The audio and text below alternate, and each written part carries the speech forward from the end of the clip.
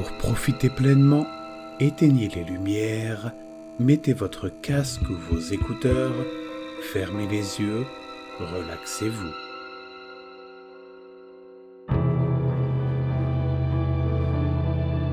Je dois parler à ma grand-mère en lui tournant le dos.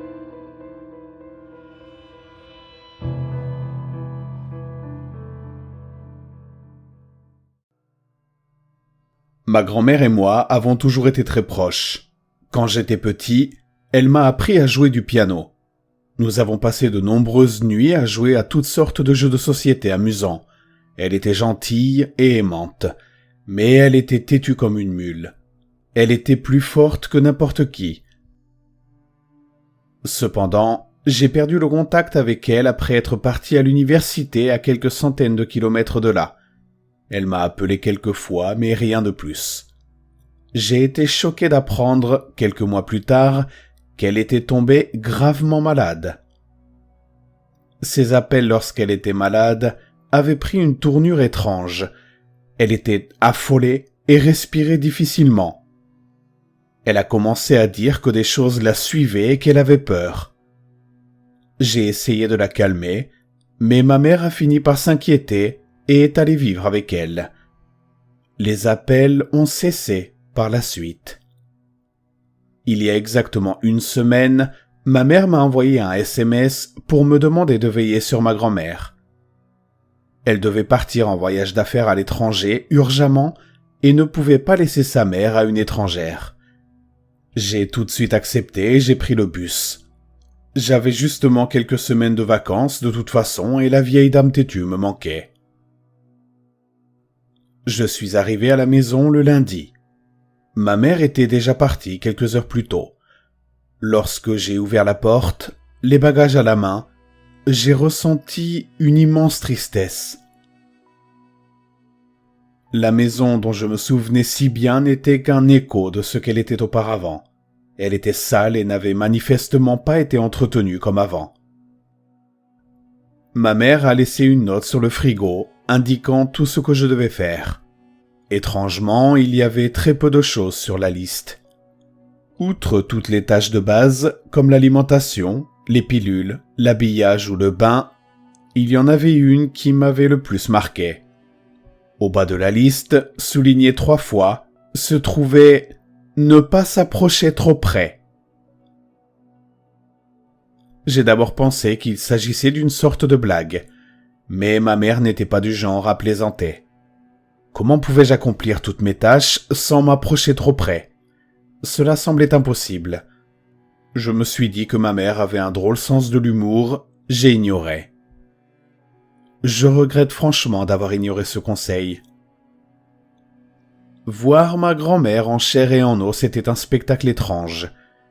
Elle restait avachée dans son fauteuil toute la journée devant la télévision. Ses yeux étaient presque transparents, sa bouche serrée et sa respiration superficielle et rauque. Je n'aimais pas la voir comme ça. À dire vrai, elle me faisait même un peu peur.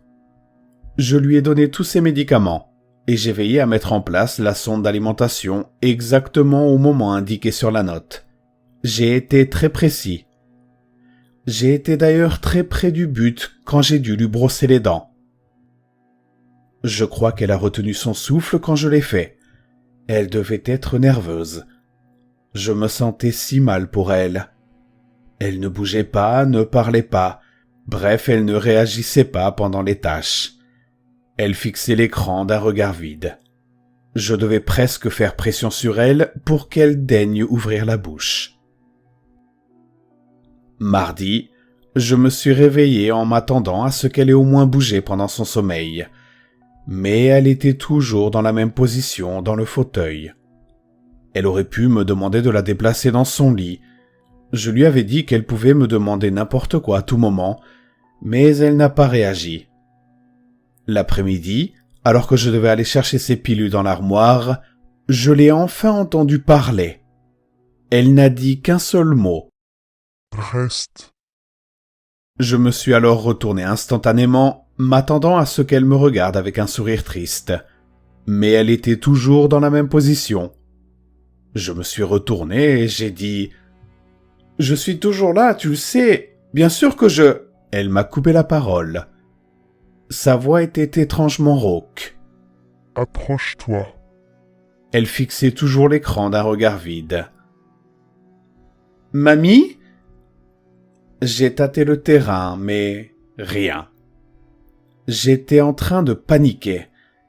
Est-ce que j'entendais des voix? Est-ce qu'elle se moquait de moi? J'avais peut-être besoin d'une pause et ça m'énervait. Je lui ai donné tous ses médicaments tout en surveillant attentivement ses mouvements. Et mercredi matin, j'ai réalisé qu'elle ne parlait que lorsque je ne la regardais pas. Mais pourquoi? Peut-être avait-elle honte de l'état dans lequel elle se trouvait. C'était étrange, mais je m'y suis résolu, car je n'avais pas encore reçu d'autres communications de sa part. Après avoir fait un tour dehors, je suis entré dans le salon et je me suis retourné, lui montrant mon dos. « Grand-mère ? Quoi? Tu vas bien ? Tu ne m'as pas beaucoup parlé depuis que je suis arrivé. Je suis toujours là pour toi, tu sais. » Plus près.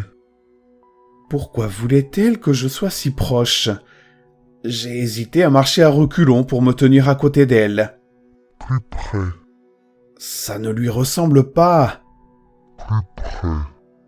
En fait, ça ressemblait à quelqu'un d'autre. « Grand-mère, je suis là !» Ma voix tremblait. « Qu'est-ce qui se passe ?» J'ai fait un pas en arrière de plus. Mon cœur battait de plus en plus vite. J'aurais voulu m'enfuir. J'avais l'impression qu'elle observait chacun de mes mouvements, attendant quelque chose. Et soudain, elle m'a attrapé la main de manière agressive. Je me suis bien sûr immédiatement retourné, mais elle m'a lâché en une fraction de seconde. Elle était là, sur sa chaise, exactement dans la même position usuelle. J'ai entendu une respiration rauque et courte. J'étais terrifié. Je n'ai pas pu dormir cette nuit-là. J'avais l'impression d'être observé et franchement, je m'inquiétais pour ma grand-mère. Je tremblais en y pensant. Mais j'avais l'impression que cette main appartenait à quelqu'un d'autre. De plus, la maison empestait. J'avais peur que des rats soient morts sous le plancher où ma grand-mère dormait. J'ai encore paniqué et j'ai appelé mon amie Céline, qui est infirmière, pour qu'elle vienne en voiture voir ce qui se passe. Céline a été très gentille de venir en pleine nuit. Elle a commencé à me dire qu'il était normal d'être un peu paniqué dans cette situation. Mais elle s'est arrêtée net lorsqu'elle a fait le tour de ma grand-mère. Elle l'a inspectée attentivement et avec de l'inquiétude dans les yeux. « Elle va s'en sortir ? Je crois qu'elle était un petit peu désorientée tout à l'heure. » Je sais pas comment te dire ça. Dit-elle. Ta grand-mère est morte depuis plusieurs jours. Peut-être même une semaine, tu sais. Je suis vraiment désolée. Le choc n'a commencé à se faire sentir qu'au bout d'1 minute, lorsqu'elle a dit cela. Comment est-ce possible ? Comment ai-je pu ne pas m'en rendre compte ? Ça m'a brisé. Je m'en suis rendu compte peu après que ma mère m'ait conseillé de ne pas m'approcher trop d'elle. Ce n'était pas une horrible plaisanterie, mais un vrai conseil. Elle ne voulait pas que je me rende compte que la respiration que j'entendais n'était pas celle de ma grand-mère.